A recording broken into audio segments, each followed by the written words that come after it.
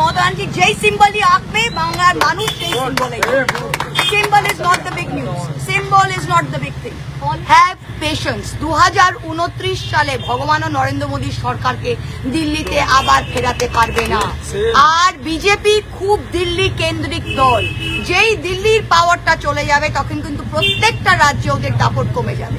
আমি আমাদের কর্মীদের বলছি যে আগেকার দিনে কে 1998 সালে কেউ ব্রিটিশ আমল থেকে তৃণমূল করেছে আর দেখার দরকার নেই। I have had enough of this নেতাস।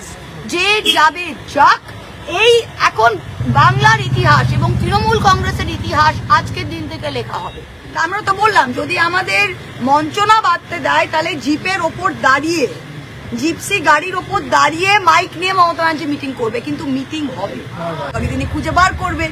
কিন্তু আমি তো মনে হচ্ছে যে প্রত্যেকটা চোর গর্তে না ঢুকে তারা তো বিজেপির দিকে গিয়ে ওয়াশিং মেশিন হয়ে যাচ্ছে। একটা আইপিএস অফিসার একটা ওসি কে বলে যে এদেরকে যদি ওইদিকে না যাও তাদের এদের ফলস কেসে ওপেনলি প্রত্যেকটা জায়গায় আমাদের কর্মীদের এটা করছে, প্রত্যেকটা জায়গায়। আমি কর্মীদের স্ট্রেট বলতে চাই যে দেখুন, আপনারা তৃণমূল কংগ্রেস কর্মী, আমাদের অনেক বড় বড় ঢ্যামনা ঢ্যামনা নেতা ছিল যাদের মুখে আমি আজীবন শুনে এসেছি। আমরা সিপিএম এর সাথে লড়াই করেছি, অনেক ববি, অনেক অরূপ, অনেক জাভেদ খানকে দেখেছি তারা নাকি সিপিএম এর সাথে লড়াই করেছে। যেই না সরকার পড়লো সেকেন্ড দিন গিরগিটির মতো, গাদ্দারের মতো লেজ গুটিয়ে উল্টো দিকে পালিয়ে গেল। তাই তারা কোন লড়াই করেছে কিনা আমার দেখার দরকার নেই। আমি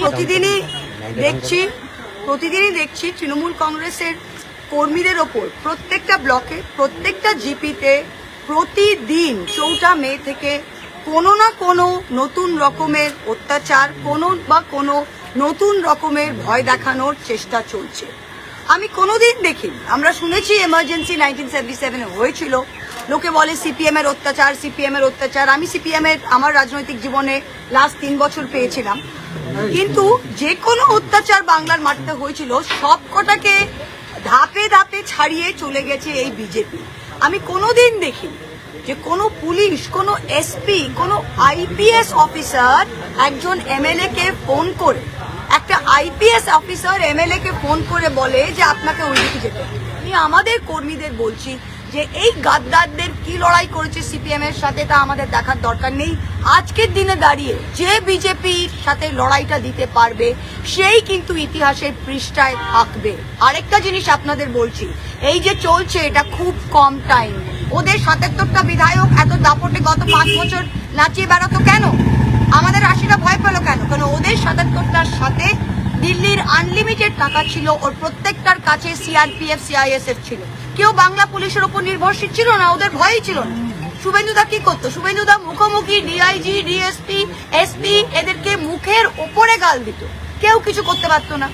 আর আমাদের লোকের সেটা করতে পারছে না কারণ সেন্ট্রাল পুলিশ আমাদের সাথে নেই। তা যখন কেন্দ্র পড়বে তখনই কিন্তু তাই যারা আজকের দিনে লড়াই করতে পারছে। আর তৃণমূল কংগ্রেসের কর্মীরা বলছে আমরা দিদির সৈনিক। যদি দিদির সৈনিক হয় তাহলে 10টা কেস খেতে হবে।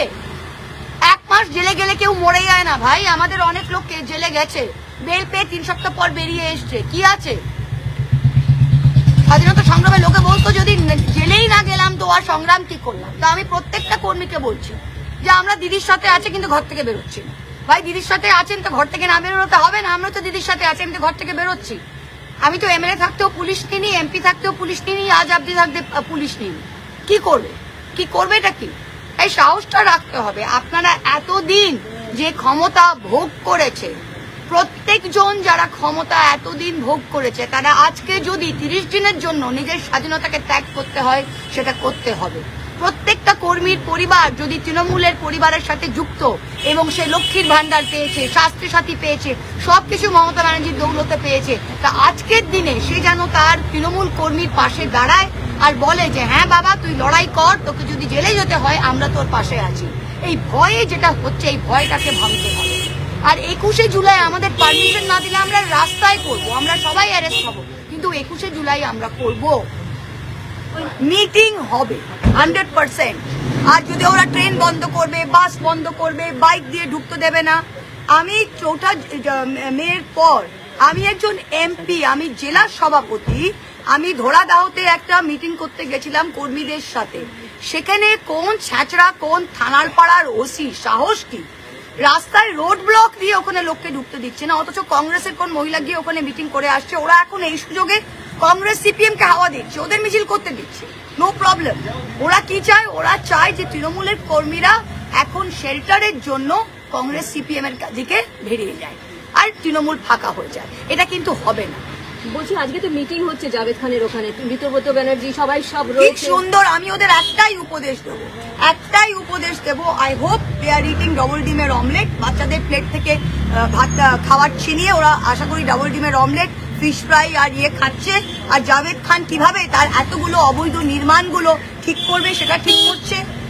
ঋতব্রত তার যে মহিলা কেন্দ্রিক কেসগুলো আছে সেগুলো কিভাবে করা যায় সেগুলো করছে। আর একটা জিনিস আমি আপনাদের বলছি যে তারা এখন তাদের বিশাল লড়াই, তাদের দিল্লি থেকে নাকি লয়ার এসেছে যে তারা ঠিক করবে তারা সিম্বল চায় কিনা। আমি আগেও বলেছি আবারও বলছি, মমতা ব্যানার্জি নিজের হাতে তৃণমূল কংগ্রেসের সিম্বল এঁকেছিল।